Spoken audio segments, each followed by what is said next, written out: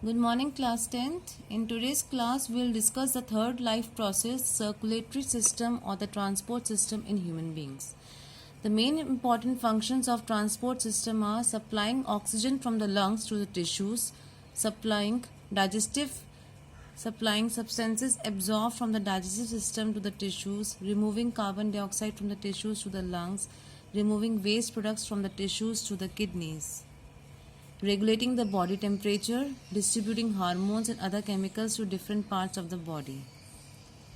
The system is made of heart, which function as a pump, and the vessels, which act as channels through which the blood is pumped.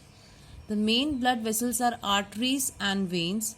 Arteries are the blood vessels which carry oxygen-rich blood away from the heart to various tissues in the body. The arteries of the body splits into successively narrow branches until they form very fine capillaries. Capillaries are very thin walls and allow the exchange of substance between body cells and the blood. Several capillaries join to form wider branches, ultimately forming a vein. Vein carries oxygen depleted, that is carbon dioxide rich blood, back to the heart through pulmonary artery. Blood is a carrier of oxygen and other substance. The normal total circulating volume is about 8% of the body weight. That is, in a 70 kilo man, about 5.6 liters of circulation takes place per day. Some tissue fluids enter another system of closed vessels. This forms the lymph. Lymph and its secretion will be discussed later. Now we will discuss heart. Heart is a muscular pear-shaped organ the size of a clenched fist. Its size is of our fist. It is protected by bony rib cage and it's rarely damaged by a blow. It is located in chest a little to the left of the central line. It is located in the thoracic cavity in between the two lungs. The heart functions like its position in central to life. Without a continuous supply of blood, oxygen, sugar, the body cannot function. To maintain this supply, the heart has to work non-stop. This is the internal structure of the heart. Heart is completely partitioned into chambers to prevent mixing of oxygenated and deoxygenated blood. In human beings, it's a 4-chambered heart. There are 4 chambers: right atrium, right ventricle and left ventricle. These are the 4 chambers.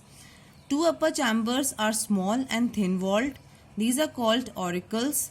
The other low chambers are large and thick-walled. These are called ventricles. The upper 2 chambers or the auricles are small and the lower 2 chambers are larger in size.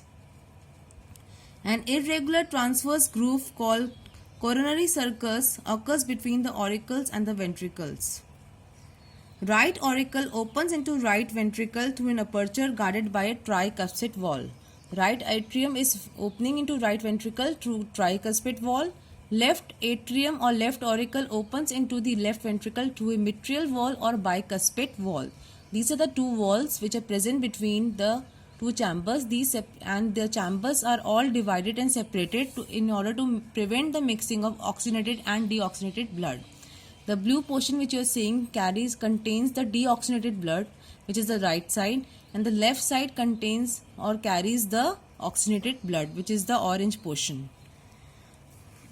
Right auricle opens into right ventricle through tricuspid wall. This tricuspid wall is supported by fine fibers called chordae tendineae. The left auricle or atrium opens into left ventricle through bicuspid wall and it is also supported by chordae tendineae.